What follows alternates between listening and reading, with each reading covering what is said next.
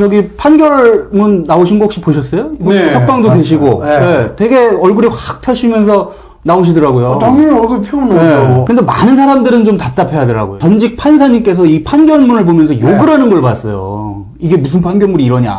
그렇죠. 그 판결은 개판이었죠. 이게 뭔 말이냐 도대체. 판결을 줄여서 개판이었다고 이야기죠. 이건 근데 일반적인 시각이나 이제 뉴스나 팟캐스트들 이런 데서 많이 나오는 걸로는 삼성이 워낙에 그렇게 몇 년 전에 CF나 마케팅에서 또 하나의 가족 그러면서 온 국민하고 가족처럼 지내는 건 줄 알았더니 몇몇 분들하고는 더 특별한 가족처럼 지내나 보다. 그것도 충분히 있는 네. 일이죠. 있는 일이에요? 그렇다고 해서 판사가 특별한 가족이라서 더 봐주고 그거를 그냥 가족끼리 해먹는 이런 주장을 하는 그건 또 진짜 문제를 제대로 못 보고 하는 이야기지 않을까요? 그럴 수도 있다는 얘기들이 다 그렇게도 그러니까 주장이 되게 통념적이다. 그렇죠. 흔히 그냥 삼성이 돈이 많고 이래서 관리 잘해서 된 문제만은 아니다라는 얘기시죠, 이게. 그렇게 이야기하면 그 재판한 그 판사는 평소에 삼성의 관리를 잘 받아서 그 돈 몇 푼에 판사의 양심을 팔아먹은 사람이라고 욕하는 말이지 진짜 문제를 제대로 지적하거나 알고 있어서 하는 이야기가 아니라는 걸 알려주는 거죠. 사실은 그 판결을 쓰신 분이 삼성의 변호사의 주장을 그대로 대변하는 판결문 아니냐라고 했을 때 당연하지. 왜냐하면 판사들이 판결문을 쓰는 거는 이번에 누구가 이기고 지는 거로 대개는 사전에 정해요.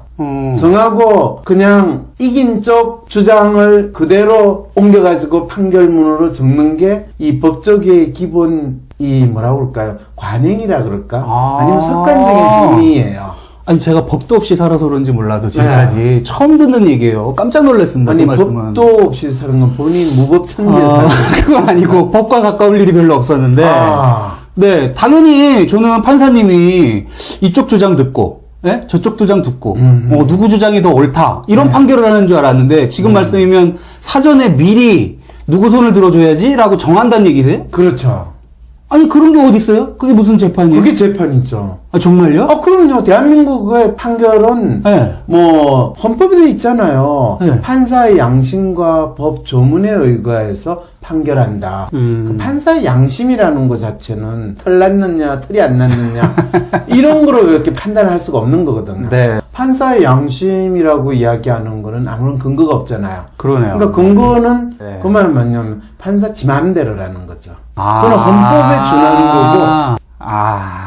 이게 아슬아슬하고 이런 느낌이 드네요. 본인이 뭘 몰라서 그런 거죠, 그거는. 그럼 왜냐면 법조계에 계신 분들은 다, 이거 판사 마음대로 한 판결이고, 굳이 판결문을 가지고 시시비비를 따진다면 이제 판사나 사법부에서는 심오한 법률적 논리를 이해를 해야 되고 그거에 대해서 시시비비를 따지는 거는 그거는 사법부의 권위에 도전하는 말도 안 되는 짓이다 이렇게 넘어가는 거거든요. 근데 저처럼 이렇게 짠하게만 생각하는 사람이 저만 있는 게 아니라 제 주변에도 물어보면 그랬을 때 하는 얘기가 죄를 졌으면 더 벌을 제대로 받아야지. 왜 또 풀려나는 거야? 그렇죠. 역시 또 공정하지 못한 게 뭐가 있나 보네. 라는 얘기를 하는 측이 있고. 공정하지 못한 일이 벌어졌다라고 하면 법의 판결이 일반 우리가 대중이든 일반 시민들이 가지고 있는 상식적인 기준에도 부합하지 못하는 판결이 내렸다라는 의미가 되는 거죠. 그렇죠. 그렇다면 그 법은 실제로 보통 민주시민이든 대중이 가지고 있는 상식에 부합하지 않는다. 민주사회에서 민주시민의 상식적인 걸 반영하지 못하는 법이니까 그건 상당히 편파적이거나 또는 특정한 세력의 영향을 받고 있는 법이거나 법 집행이 이루어지는 사회다라고 이야기를 할 수 있게 되는 거고 우리나라 사법부에서 판사의 양심과 법 조문에 의해서 판결을 내린다라는 말이 얼마나 사법부가 실제로 그 법의 논리와 이성적 판단에 의하지 않고 그때 판사의 개인적인 소신이든 또는 개인적인 편견이든 개인적인 가족이든 개인적인 욕망이든 개인적인 이념에 의해서 판결이 이루어지지. 그리고 기본 뜻은 그만큼 대한민국 사법부가 민주사회의 기본적인 상식이나 기준에 미달하는 어쩌면 전근대적인 또는 일부 집단이나 세력이나 또는 권력의 하수인의 역할을 하고 있는 그 모습을 대중들이 지금 체험하고 있다라는 걸 알려주는 거죠. 이 나라 헌법에서 재판관의 행위 자체가 네네. 얼마나 비민주적이고 또 이 민주시민의 상식과 네. 이성적인 판단에 의하지 못하게 한다라는 것을 우리나라 대한민국 헌법의 조문에 네. 판사가 판결을 한다는 것을 네. 양심과 네. 법 조문에 의해서 이루어진다라는 그런 황당한 표현으로 돼 있다는 사실을 심리학자가 보고 그러니까 당연히 이재용 같은 판결도 나올 수 있는 거지 라고 이미 해석을 했다는 걸 알려주는 거죠. 그러니까 저는 약간 무기력함을 느꼈어요. 이재용 씨가 나오는 걸 보면서. 네, 왜 무기력함을 느꼈을까요? 촛불혁명이라고 부르는 것을 우리가 경험을 했고, 네. 그것을 통해서 대통령 권력이 바뀌는 걸 경험을 했어요. 네. 그리고 많은 기대를 가졌단 말이에요. 네. 그러면 뭔가 변화되는 사회의 모습이나, 그리고 적폐청산이라는 것을 기대를 가졌단 말이에요. 그런데 이재용 씨가 지금 2심 판결이죠. 네, 항소심에서 무죄라고 판결을, 무죄라기보다는 집행유예라는, 네. 집행유예를 받게 되는 거는 그 죄에 대한 충분한 벌을 받은 건 아니다. 그게 대부분의 어떤 사람들의 의견인 것 같아요. 지금 여론조사들 나오는 걸 봐도 그렇고, 그런 거에 대한 여론들이 댓글이나 이런 데도 굉장히 많이 있고요. 그런데 그 대부분의 사람들의 상식적인 판단과 상당히 거리가 있는 판결을 판사가 했다. 그렇죠. 그러면 그거는 판사의 양심에 의해서 법 조문에 따르면 사실은 이재용 씨가 집행유예가 결코 될 수 없고 그렇죠. 그 사람은 몇 억 이상의 뇌물을 줬기 때문에 몇 년 이상의 실형을 살아야 되는 건데 판사의 양심에 의해서 지금 이 사람은 집행유예를 받게 된 상황이 벌어진 거죠. 아, 그렇군요. 그러면 이제 제가 거기서 문제의식이나 질문의식이 생겼던 게 그 정당활동이나 이런 거에도 관심이 많은 친구한테도 그걸 물어본 건데, 야, 그러면 이게 도대체가 더 나은 사회나 아니면 우리가 이렇게 이해가 될 수 있는 이런 판결문을 보는 시대는 언제 오는 거야? 그거는 사법부의 적폐청산이 이루어지면. 네, 그 포인트예요. 제가 질문한 게 되겠죠. 문재인을 뽑아야 된다. 그나마 그 사람이 원칙을 지키니까 뭐 이런 식의 그렇죠. 얘기들을 하더라고요. 그렇죠. 그래서 제가 그걸 기억이 나서 그 친구한테 일부러 물어본 거예요. 야, 근데 지금 문재인 대통령 됐고, 지금 잘 분위기 좋게 평창올림픽에서 남북 간의 대화도 하고, 그럼. 한참 지지율도 좋은데, 사법부는 못 건드리잖아. 어떻게? 사법부를 못 건드리지는 않죠. 그러면 사법부에 대한 그 개혁은 어떻게 이루어질 수가 있는 거예요? 그렇죠. 그렇게 질문을 해야죠. 네. 사법부에 대한 개혁은 사법부가 어떤 방향으로 개혁돼야 된다고 생각을 하세요? 우리나라가 그래도 법치국가라고 얘기를 하는데, 법이라는 기준, 법을 지키고, 법에 따라서 판결하고. 지금 법치국가라고 주장을 할 때, 그거는 이미 이 나라를 권력을 가진 사람들이 자기들의 힘에 의해서 마음대로 이 나라를 움직이겠다라는 그 기본 논리나 그 기본 정당성을 받아들였다라는 것을 아세요? 실제로 이 나라는 국민의 상식과 국민의 최소한의 기본적인 마음이 반영되는 또는 국민의 마음을 충분하게 반영되는 국가여야 된다라고 이야기하는 자유민주주의 국가를 지향할 것인가 아니면 법치국가를 지향할 것인가 거기에는 전혀 다른 의미가 있어요. 법과 질서를 중시한다라는 표현을 쓸 때는 그거는 권력을 가진 사람들이 너희들 내 말 안 들으면 죽어 라는 거를 멋있게 사용할 때 법과 질서를 유지한다라는 표현을 쓰는 거예요. 그래서 MB 때랑 박근혜 때 그 말이 많이 나왔군요. 이제 알겠어요? 그런데 그 말 뜻을 밑바탕에 깔려있는 의미를 모르고 지금 짠식께서는 이 나라가 법치국가라면 당연히 법에 따라야 되는 거 아니에요? 그렇죠. 그렇게 생각하고 그렇게 배우니까. 그 질문을 할 때는 오 마이 갓. 진짜 무식하면 용감한 게 아니라 국민이 세뇌되고 본인도 모르게 민주주의가 뭔지 공화제가 뭔지 또 자유민주주의 국가가 돼야 된다는 게 무엇을 기준으로 해야 되는지를 모를 때 이렇게 스스로 모순적인 사고를 하게 되는구나를 느끼게 되는 거죠. 그렇군요. 근데 공통적으로 지금 박사님 말씀 들어봐도 그렇고 제 주변 분들도 그렇고 이재용 씨가 그렇게 집행유예 받고 나오는 거에 대해서는 다들 뭐 불편하거나 아니면 적극적으로는 잘못됐다고 하거나 사실 그렇게 생각을 하잖아요. 그렇죠. 그런데 그 판결을 내린 판사에 대해서 판사는 뭐라고 그러냐 하면 법 조문이라는 것 자체는 사실 누가 봐도 말이 안 되게 적용을 했죠. 왜냐하면 무슨 실록? 종범실록. 그 수첩 나오신 거. 종범실록이라고 할 그 수첩이 법적 증거가 안 된다라고 판사가 판결을 한 거는 그 사람이 제정신이 아니고서는 누구나 다 명확한 증거라고 될 수 있는 걸 증거가 아니라고 주장을 그 사람이 했거든요. 그러면 그거는 판사의 양심에 의해서 이루어진 걸까요? 법 조문에 의해서 이루어진 걸까요? 양심이죠. 그렇죠. 그러니까 한 번 더 질문이 자꾸 생겨요. 그렇게 말씀하시니까. 그러니까 지금 조문항에 그렇게 들어가는 것들은 어떻게 이해를 해야 된다는 말씀이세요? 법관의 양심이라고 이야기하면 헌법에서 법관에 의한 판결이라는 것이 이 소위 말해서 사법부 또는 법을 행사하는 사람들의 기독권과 권력을 인정해 준다라는 아주 분명한 표현이라는 것을 먼저 사람들이 알아야 된다는 거예요. 판결을 할 때 법관의 양심과 예를 들면 심리학자의 양심하면 어느 쪽 양심이 더 깨끗하고 더 우월하다고 우리는 믿을까요? 판결을 할 때 법관의 양심이 우리는 올바르다고 믿겠어요? 심리학자의 양심이 올바르다고 믿겠어요? 그럴 때 내가 판결을 내릴 때는 법관의 양심이 우월한 거고 상담을 할 때는 심리학자의 양심이 우월하다고 생각할 수 있죠.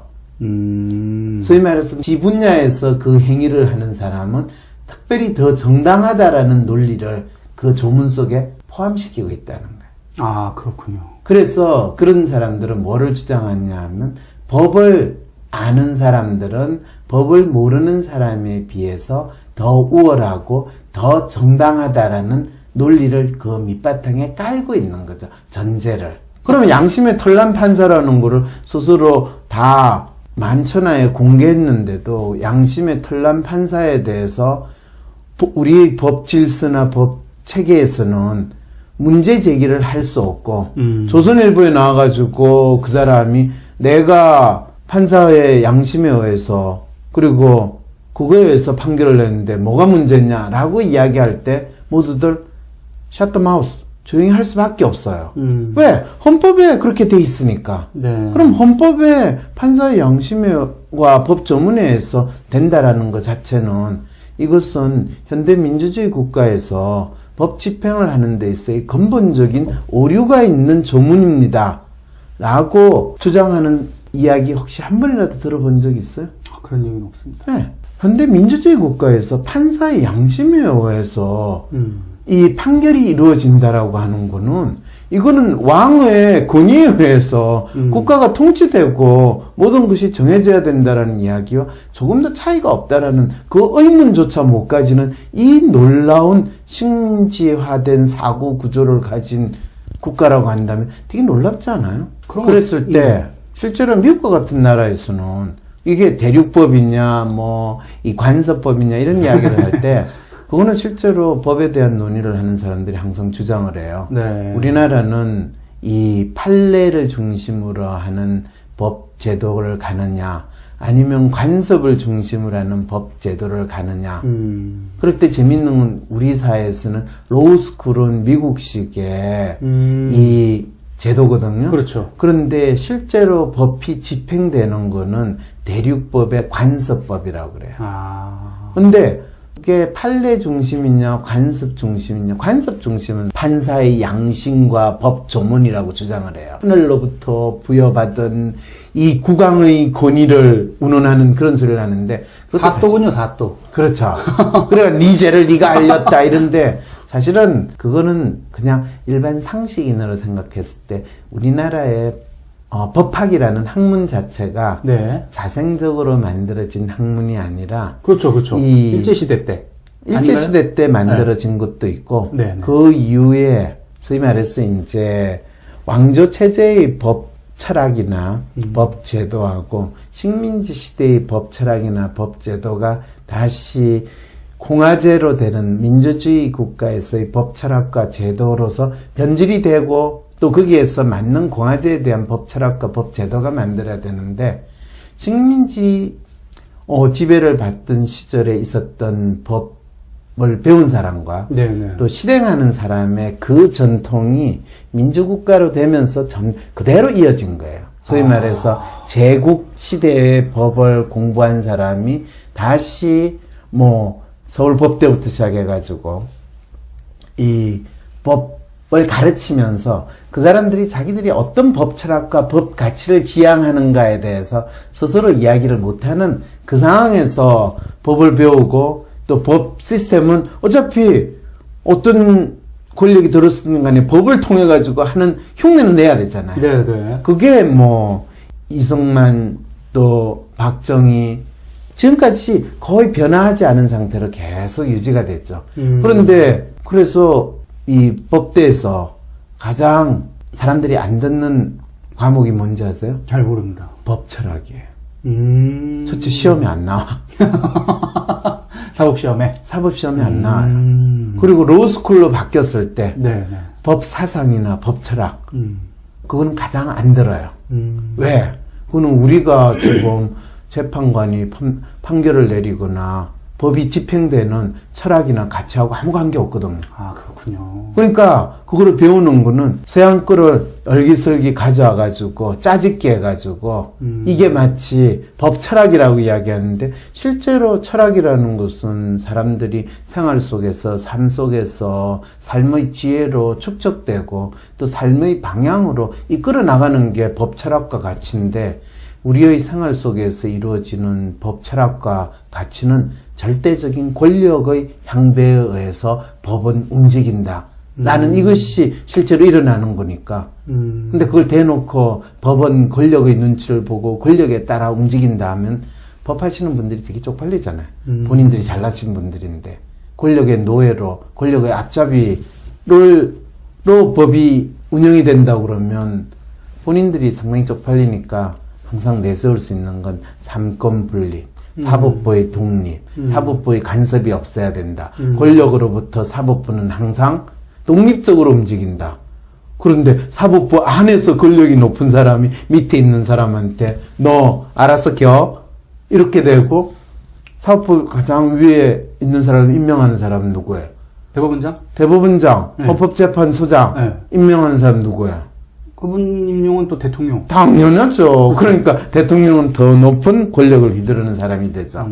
그러니까 말로는 다 사법부 독립하고 어쩌고저쩌고 하지만 결국은 권력의 앞잡이 노릇을 할 수밖에 없는 구조로서 항상 움직이고 돌아가게 있는 거죠. 그러니까 시스템을 바꿔야 됩니까?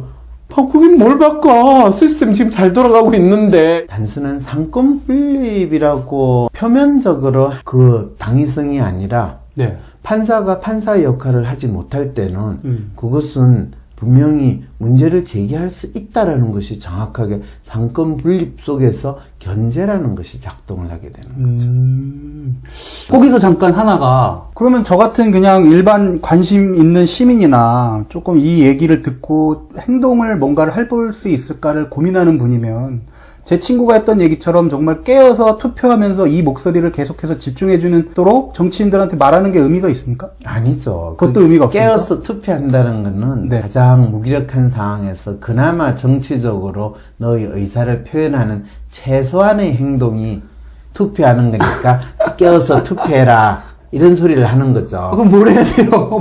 다 먹고 살기도 바쁜데 뭘 더 할 수가 힘들잖아요. 그렇죠. 네. 그렇죠. 그럴 때 먹고 살기도 바쁜 데가 아니라 네. 깨어서 뭐가 어떻게 돌아가는지를 아는 것이 먹고 사는 데의 핵심이다라는 것을 먼저 알아야 된다는 거죠. 먹고 사는 문제와 이 사회가 어떻게 돌아가는지를 아는 거는 분리된 문제가 아니라 네네. 내가 이 사회에서 진짜 잘 먹고 잘 살기 위해서는 이 사회가 어떻게 돌아가는 거를 정확히 알아야 된다는 거예요. 아니 그럼 어디부터 어떻게 해야 되는 거예요? 뭐에 관심을 가지면 돼요? 일반 국민들이 지금 뭐에 관심을 가져야 되는 거고 무슨 행동을 해야 되는 거예요? 무엇을 위해서요? 사법부 개혁이든 말씀하신 그런 조문들이 문제다라는 것을 알게 된 사람들은 뭘 해야 되는 거예요? 그럼 첫 번째, 네. 그럼 헌법 조문에 있는 그 판결 조문이 문제가 있는 거 아니에요? 라고 의문을 제기를 해야 되겠죠. 그래서 이 법과 질서에 의한 사회를 만들고, 아니 법치주의 국가니까 법에 근거해서 해야 되는 거 아닙니까? 그것이 이 사회에서 법을 빙자해가지고 권력을 휘두르는 사람들이 가장 많이 사용하는 상투적인 표현이라는 것까지도 정확히 알면 법을 내세우는 사람들은 권력을 가졌다라는 것을 정확하게 표현하고 그 권력을 마음대로 휘두르겠다는 그 말이라는 것을 알게 되면 잠깐만요. 지금 법에 대한 이슈가 아니라 이 법이 국민의 건전한 상식에 부합하는 법인지 아닌지 그것부터 확인을 해봐야 되는 거 아닌가요? 그러네요. 그러면 우리나라 헌법 조문에 판결은 판사의 양심과 법 조문에 의한다. 이거 자체가 그러면 헌법 조문부터 잘못된 건가요? 그게 잘된 건지 안 된 건지 한번 우리 논쟁을 해봐야 되는 거 아닌가요?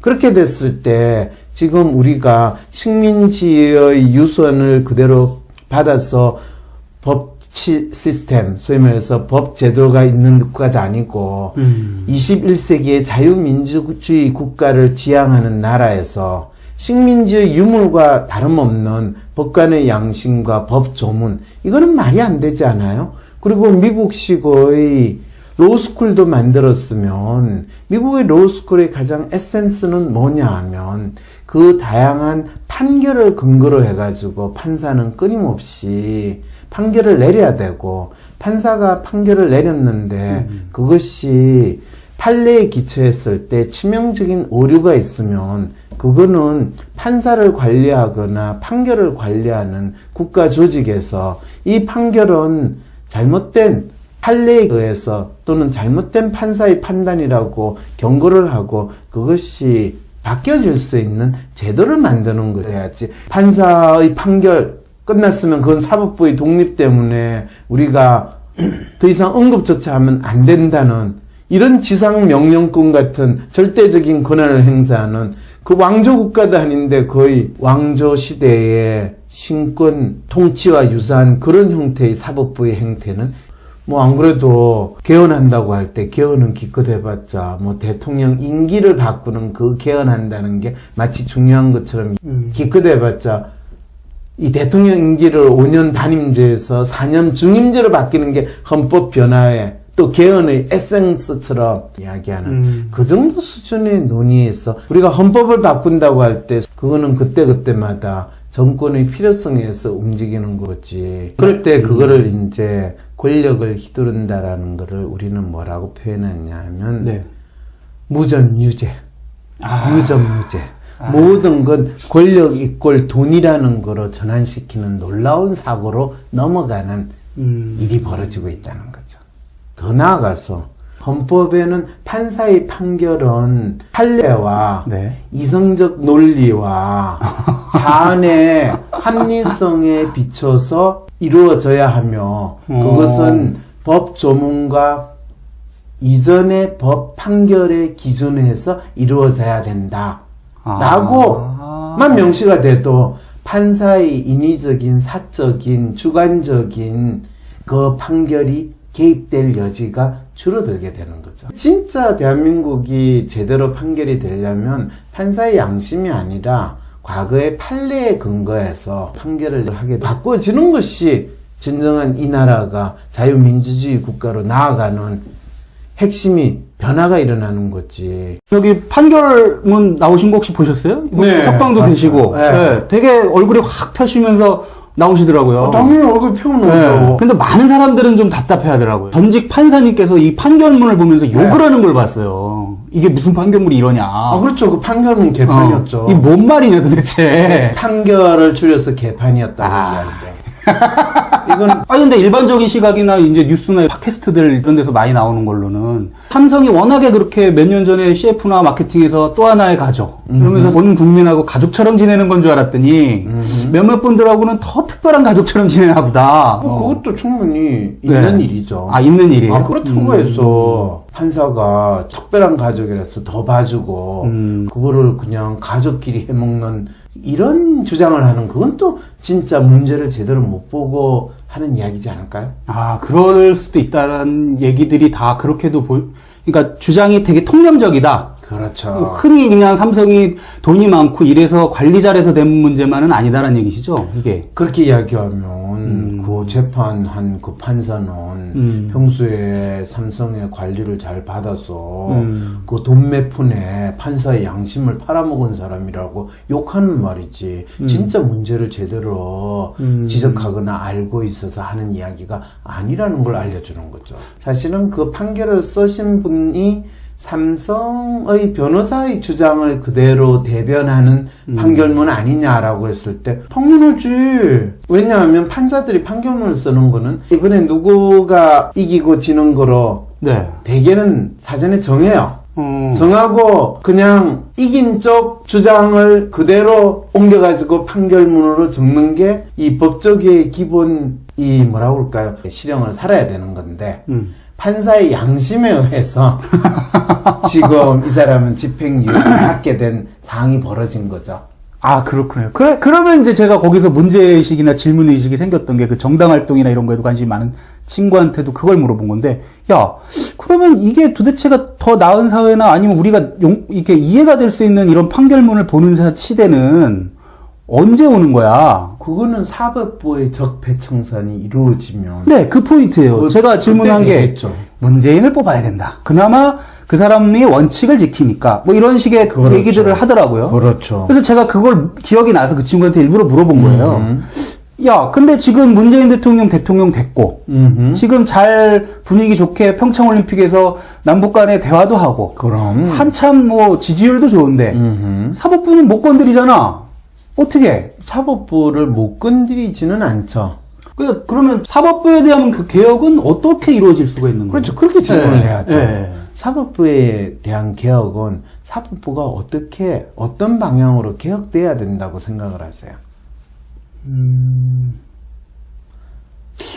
우리나라가 그래도 법치국가라고 얘기를 하는데 법이라는 기준, 법을 지키고 법에 따라서 판결하고 지금 법치국가라고 주장을 할 때 네. 그거는 이미 이 나라를 권력을 가진 사람들이 자기들의 힘에 의해서 마음대로 이 나라를 움직이겠다라는 그 기본 논리나 그 기본 정당성을 받아들였다라는 것을 아세요? 실제로 이 나라는 국민의 상식과 국민의 최소한의 기본적인 마음은 뭐 우리가 대중이든 일반 시민들이 가지고 있는 상식적인 기준에도 부합하지 못하는 판결이 내렸다라는 의미가 되는 거죠. 그렇죠, 그렇죠. 그렇다면 그 법은 실제로 보통 민주시민이든 대중이 가지고 있는 상식에 부합하지 않는다. 민주사회에서 민주시민의 상식적인 걸 반영하지 못하는 법이니까 그건 상당히 편파적이거나 또는 특정한 세력의 영향을 받고 있는 법이거나 법 집행이 이루어지는 사회다라고 이야기를 할 수 있게 되는 거고 우리나라 사법부에서 네. 판사의 양심과 법 조문에 의해서 판결을 내린다라는 말이 네네. 얼마나 사법부가 실제로 그 법의 논리와 이성적 판단에 의하지 않고 그때그때 판사의 개인적인 뭐 소신이든 또는 개인적인 편견이든 개인적인 가족이든 개인적인 욕망이든 개인적인 이념에 의해서 판결이 이루어지지. 그리고 기본 뜻은 그만큼 대한민국 사법부가 민주사회의 기본적인 상식이나 기준에 미달하는 어쩌면 전근대적인 또는 일부 집단이나 세력이나 또는 권력의 하수인의 역할을 하고 있는 그 모습을 대중들이 지금 체험하고 있다라는 걸 알려주는 거죠. 이 나라 헌법에서 재판관의 행위 자체가 네네. 얼마나 비민주적이고 또 이 민주심이 관행이라 그럴까? 아니면 습관적인 행위예요. 아니 제가 법도 없이 살아서 그런지 몰라도 지금까지 처음 듣는 얘기예요. 깜짝 놀랐습니다. 아니 그 말씀은. 법도 없이 사는 건 본인 무법천지에서 그건 아니고 법과 가까울 일이 별로 없었는데 네 당연히 저는 판사님이 이쪽 주장 듣고 네? 저쪽 주장 듣고 누구 주장이 더 옳다 이런 판결을 하는 줄 알았는데 지금 말씀이면 사전에 미리 누구 손을 들어줘야지 라고 정한다는 얘기세요? 그렇죠. 아니 그런 게 어디 있어요? 그게 무슨 재판이에요? 그게 재판이죠. 아 정말요? 그럼요. 대한민국의 판결은 네. 뭐 헌법에 돼 있잖아요. 네. 판사의 양심과 법 조문에 의거해서 판결한다. 그 판사의 양심이라는 것 자체는 털 났느냐 털이 안 났느냐 이런 거로 이렇게 판단할 수가 없는 거거든요. 네. 판사의 양심이라고 이야기하는 거는 아무런 근거가 없잖아요. 그러네요. 그러니까 근거는 네. 그 말은 뭐냐면 판사 지 마음대로라는 거죠. 아. 그건 헌법에 준하는 거고. 이게 아슬아슬하고 이런 느낌이 드네요. 본인이 뭘 몰라서 그런 거죠, 그거는. 네. 그럼 왜냐면 법조계에 계신 분들은 다, 네.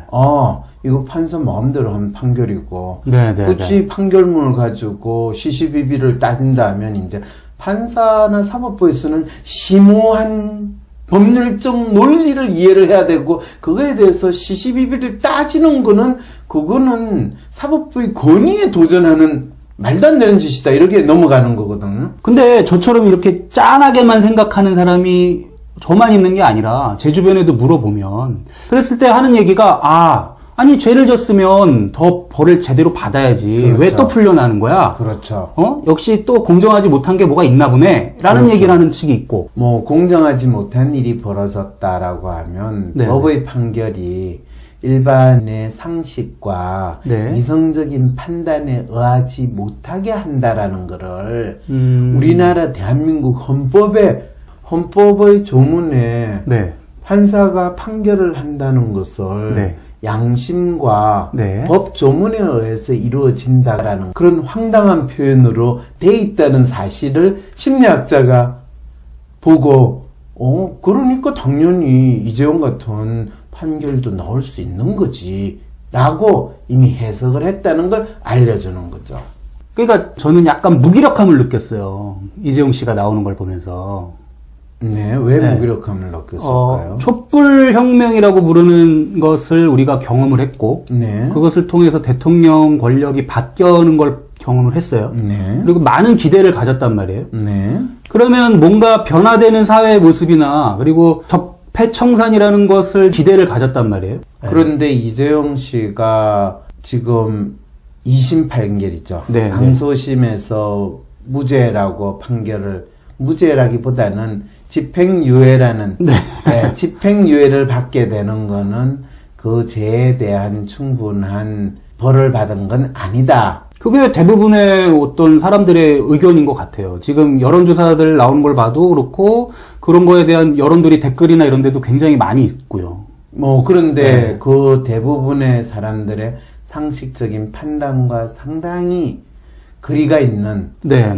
판결을 판사가 했다. 그렇죠. 그러면 그거는 판사의 양심에 의해서 법 조문에 따르면 사실은 이재용 씨가 집행유예가 결코 될 수 없고 그렇죠. 그 사람은 몇 억 이상의 뇌물을 줬기 때문에 몇 년 이상의